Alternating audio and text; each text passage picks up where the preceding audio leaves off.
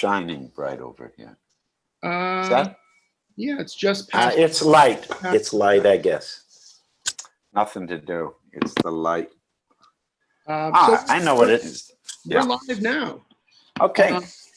Hi, everybody that's joining us on YouTube Live or whatever platform you're watching us from. My name is Mark Anastasio. I'm the Director of Special Programming at the Coolidge Corner Theatre in Brookline, Massachusetts. And we're here today to have a conversation on the film Tommaso from director Abel Ferrara. And we are joined today by the film star, Willem Dafoe. He's going to be with us answering your questions, so please do submit questions through either YouTube, Twitter, or Instagram, and we can get those questions to Willem. We are joined today by many different art house theaters across the country, and I just want to say hello to everyone joining us outside of the Boston area, and I want to take a minute to thank the distributor of this film, Kino Lorber, for setting all of us up with a remarkable film. And also for today's Q&A. And yeah, my first question to Willem is just, how are you and how are things in Rome? I'm good. Things in Rome are, Italy was hit very hard by COVID early, and they got very serious about quarantine and social distancing. And now it's much better. The numbers are down. Things are opening up. Still with masks indoors and, wild social distancing rules and, restaurants. But soon theaters are even going to open. So people are a little more relaxed. They don't feel so much like in the of the fear and the problem of infections. So it's getting better. Yeah, but you still can't sit here and not notice what's going on in the States. But that's a whole other conversation. Yeah, very much so. So just to reiterate for folks watching, there are ways to submit questions today, and we will be reading those questions live. So submit them via YouTube. I'm going to keep harping on that as we go on to make sure that everyone that wants to ask something can. I'll start off with a couple, if that's okay, Willem. Yep. So you've collaborated with Abel Ferrara on a number of different films, but you're not just you don't just work with him frequently. You're also his friend, and in Rome, you're his neighbor. I was just wondering what that multi-layered relationship with Abel brings to the collaboration on Tommaso. Well, it's something that's developed over a long period of time, because the first time I worked with him, I think, was almost 20 years ago. New Rose Hotel was the first time. We have a shorthand. I know him well. I like him so much. He's fun to shoot with. He's a self-starter. He loves to shoot.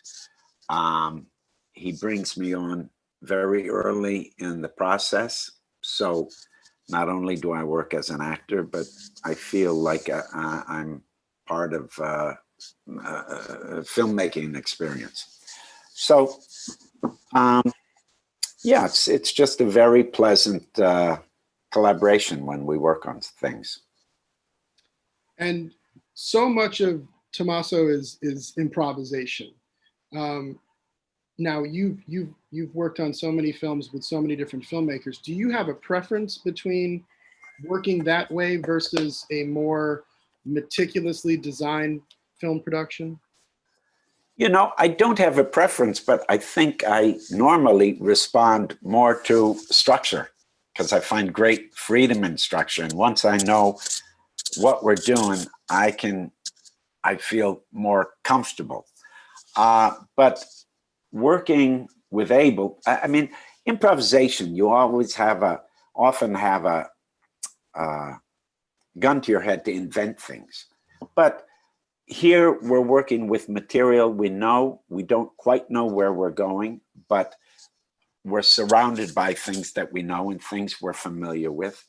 And it's a lot of fun, because you got to keep on your toes. You're dealing with a lot of non-actors. You're dealing with a lot of things that you're not able to control because you're shooting guerrilla style. Mm-hmm. That's fun, and we know each other. Also very important in this improvisation was Peter Zeitlinger, who I had worked with before on a Werner Herzog film called My Son, What Have You Done?, which was sort of a more conventional Herzog film. But in this film, Peter and I were like partners. He was so fluid, and so he shot so beautifully and was so loose that it felt like we could go anywhere. We could be very flexible. So there's times that I love improvisation, but I tend to think, you know, you're wearing a lot of hats when you're improvising sometimes, and you can't have the same quality of being there as you might if you have a structure to kind of hem you in. We've got quite a few questions rolling in already from Okay. people watching. Lily from YouTube asks, Mm-hmm. given the vulnerability in the AA meeting, how do you prepare yourself for that situation as an actor, knowing that the stories you're going to tell are not your own and their stories are real? You know, you're with these people. They are real people. It was an English AA meeting in Rome. They were very generous. They were willing to participate. Able, like a lot of the times in the creation of this movie, he would tell me a story, and then basically in my job in this was to do a share. And I don't ask how much is invented and how much is his real story, but to hear him tell it to me, I'm very moved by it. So really, I'm just trying to represent, well, I'm trying to inhabit what he talks about and imagine myself in that situation. And it's quite easy to pretend when you relate to it, even if it's not your experience. And then the people in that AA meeting were very open-hearted, and you know, they're people in recovery, they're people that struggle, but they're sweet people. They're sweet people. So it was good to be in the room with them. There's a scene that I think was improvised that actually made me feel very nervous, even though I know it's a film. I know that you're acting. I know that you're okay. But there was the scene where you're going downstairs to quiet the man that's shouting outside the apartment, and your wife, you know, tells you to be careful, that, you know, you might get punched in the nose. And that scene felt incredibly real. Was that improvised, and how? Not only was it improvised, but I had never met that man before. Oh, wow. So you know, it's difficult to talk about the scene if you haven't seen the film, but if you have, I start the scene screaming at him 5 flights up. Then I go the 5 flights down and go on the street. I've never seen this man. I've never met him. I've never talked to him. He's a homeless guy. Mm-hmm. And Abel had an encounter with him, and he arranged for him to be down there to play the scene. We didn't quite know what the scene was. We just know basically it was a confrontation, that he was making a lot of threatening. He was screaming outside, and he was keeping my daughter awake. And I wanted to confront him, make sure he moved on. So I didn't know whether it would be violent or not. But it was kind of sweet, because when I got there, we found some kind of common ground. And he was an interesting guy. He's a homeless guy, a Pakistani guy that's been living on the streets in Rome.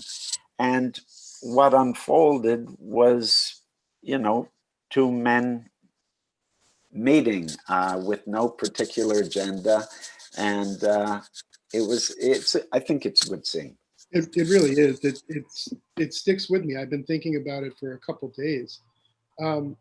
Back to our, you know, yes. Just quick to give you an idea of how sometimes, you know, the setup is all there. We know the players, we know the environment, Abel's speaking things in my ear about things he wants to see or he's interested in. But like another scene is when I walk the woman home from the AA meeting. Mm-hmm. My only instruction was walk her home. And the camera was with us, and we had a beautiful conversation. And there was also something that developed that it wasn't sure whether I was, trying to get together with her or what. There was a nice flirtation vibe there. And that feels very alive when you're doing it, because you're driving a scene, but you're not sure where it's going to go. So I enjoyed working that way. All of those scenes feel very much like life, and because of that, they really stick with you. David on YouTube asks, in the film Tommaso has many social relations, but they are shallow. He speaks about the past, but no close friends to talk with about his present grief. Can you comment on that? No, that's an interesting observation.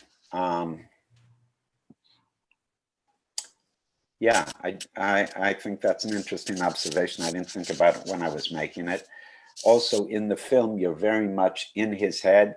He's a guy that's doing a lot of things too, just to keep working and to keep his family together. So he's in a precarious position. So he does have one friend. He has the one friend that kind of acts as his sponsor from the AA meeting. But perhaps that's not felt so much. That's interesting. I don't have anything to say about it, really.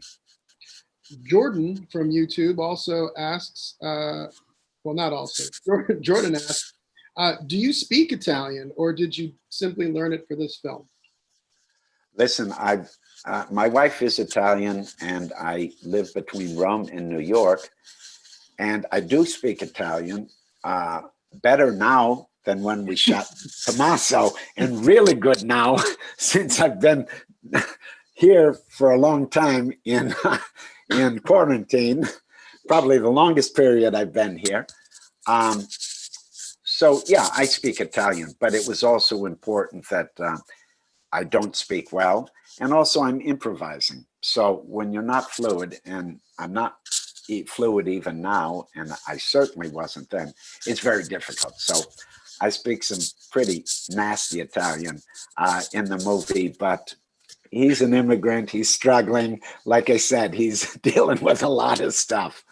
Whose Italian is better, yours or Abel's? Oh, that's easy. But it's not nice. It's Sure, not nice to compare. You can guess, though. Tim on YouTube asks, was the child ever scared by an improvised scene? She looked upset toward the end. She was upset. And when we did the one scene where there's a real crisis in the family and I get quite angry, we did that once and she got very upset, and I didn't want to do it again. It just felt wrong.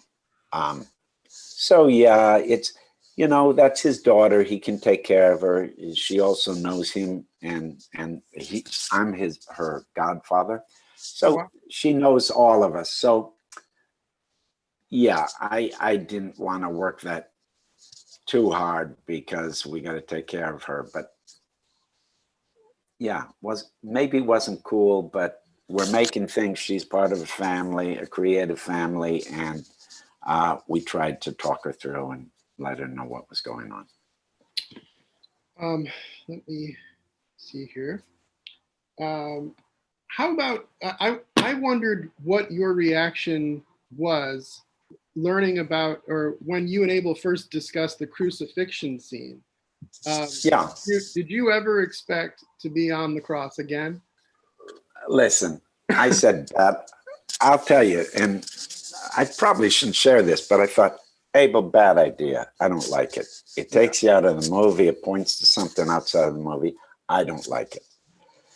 But he was very insistent, and I wanted to be there for him. And then when I realized what we were basically going to do is, you know, Termini Station is a very important place in our neighborhood, and it's a very important place in Rome. And the idea that we were going to be put on display inexplicably, hey, inexplicably in the middle of the day, and have people just watch us film, there was something interesting about that. I thought there was something of value in that. Well, So, and it makes sense for Abel too. I mean, he has so much Catholic imagery in all of his films. yes, and you know, sometimes the flashbacks, I didn't know why they were there, but I trusted he needed them. So, you know, you throw yourself into it the same way that you do anything else. But yes, initially I thought, bad idea. It's you're pointing to something, there's too much association there. I don't like it. But in the end, it was interesting to do. Right before the Coolidge Corner Theater had to close due to the COVID concerns, we were planning a pretty near full Martin Scorsese retrospective at our midnight film series, and it just worked out in the schedule that doing the films chronologically, The Last Temptation of Christ was going to play on the evening of Good Friday. I thought that was too good to pass up. You know, as a Catholic, it didn't bother me. I still would have been there in the seat. Yeah. Let's see. But okay. No, please go on. No, but it didn't get to screen, huh? It didn't get to screen, because but it was closed. as soon as we can reopen again, I'd like to go forward with that program. No, that was a very dear experience for me. I enjoyed that. Lorraine on YouTube asks, "Do you practice yoga regularly? Can you stand on your head? You are in great physical shape." Thank you. Yeah, I've been practicing yoga daily for like 30 years.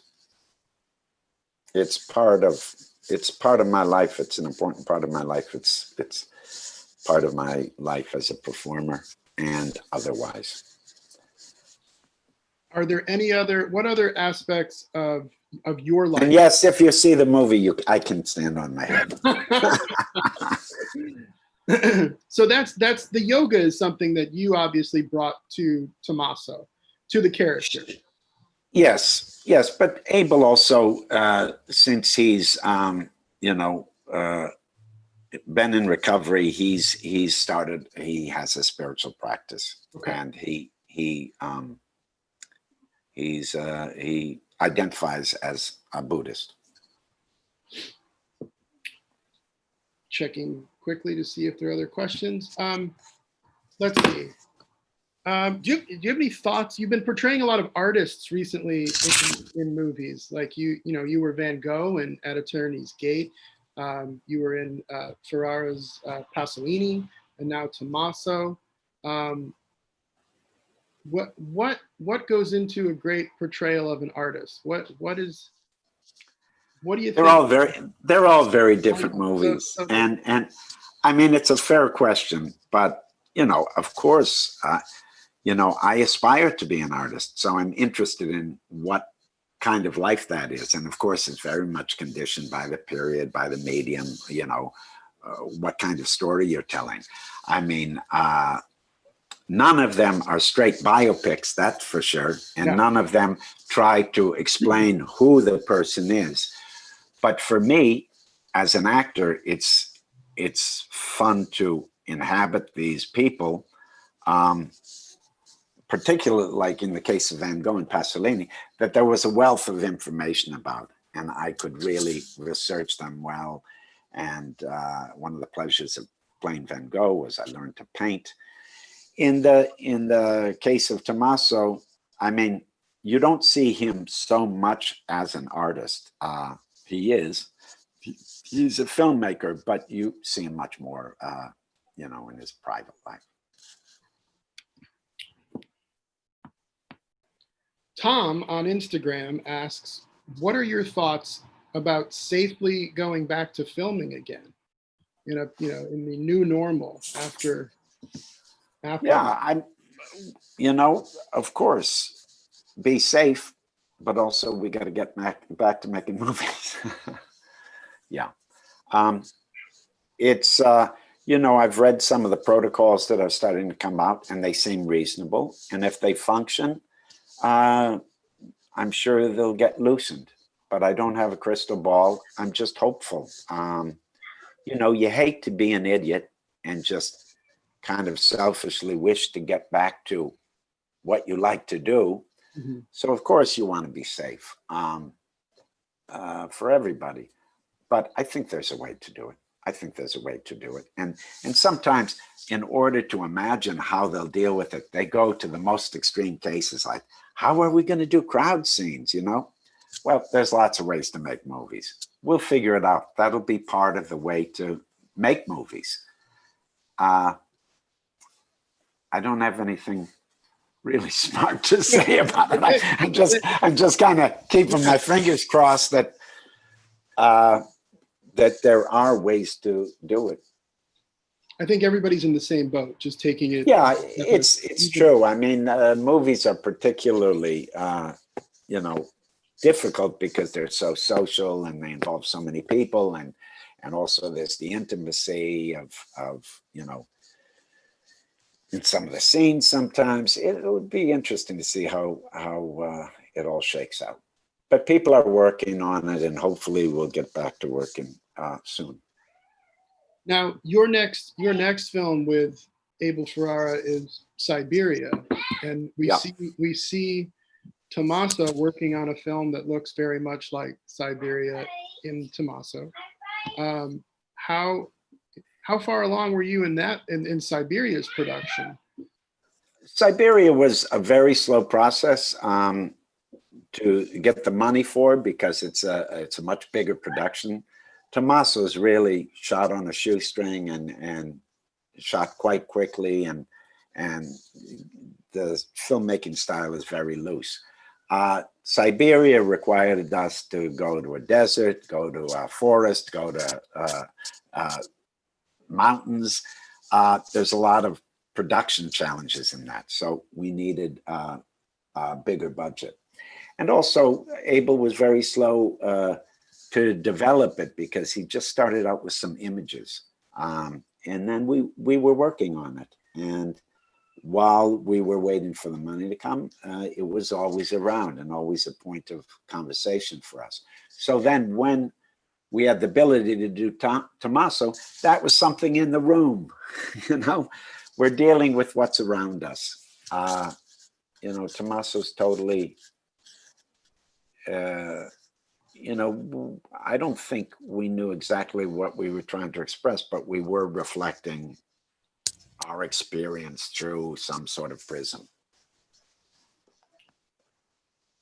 Eric on YouTube asks, how would you compare the process of working with Abel Ferrara, with whom you've collaborated many times, with someone like Paul Schrader, whom you've also worked with a lot? Similar process, very different? Very different. They're as different as they are people and their work. I mean, Paul, obviously I love working with him and I love cinema, or I won't work with him so many times. But Paul is sort of embarrassed to work things. He believes he does a lot of his directing in casting.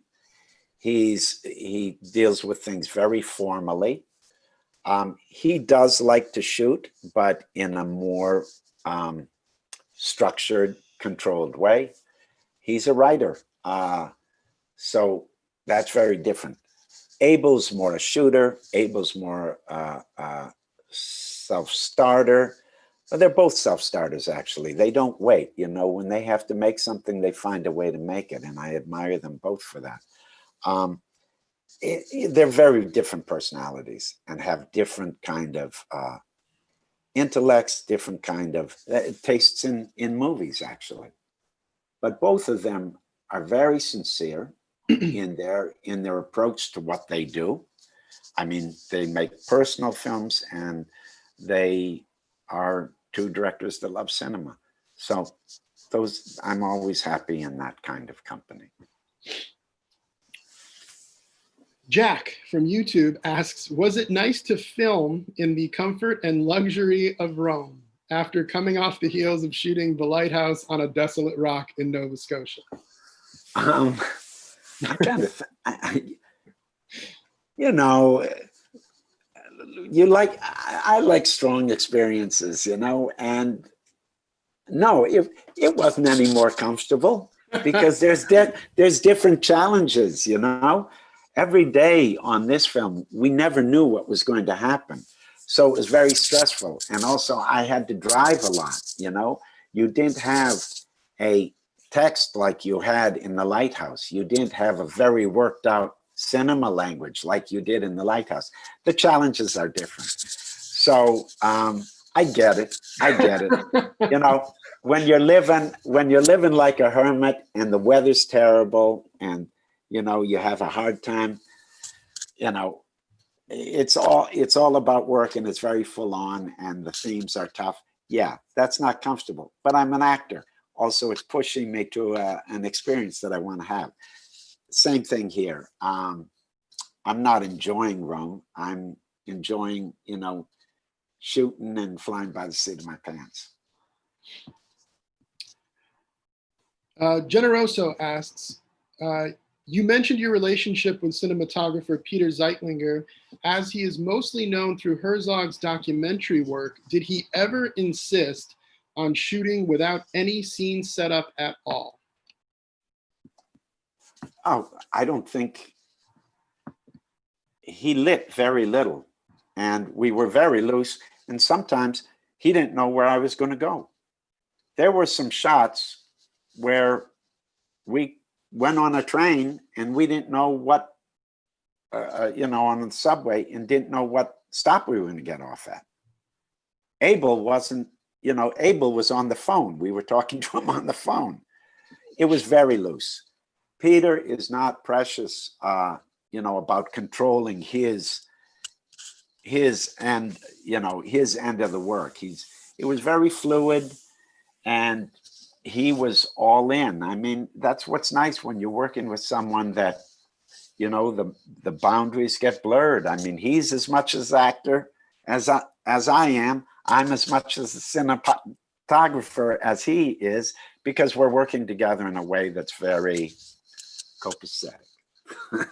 So he didn't have requirements.